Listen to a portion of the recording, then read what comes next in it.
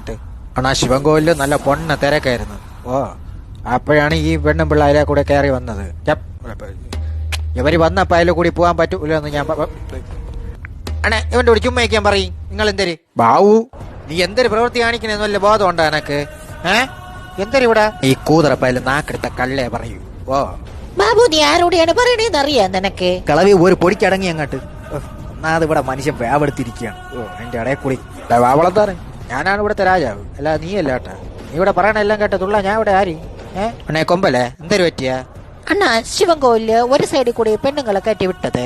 ഓ അവ അതിന്റെ ഇടയിൽ കിടന്ന് ഒരേ വരെ വെക്കം പെണ്ണുങ്ങളെ തോണ്ടല്. അല്ല ഞാൻ അവന്റെ വിരലങ്ങ് വെട്ടി.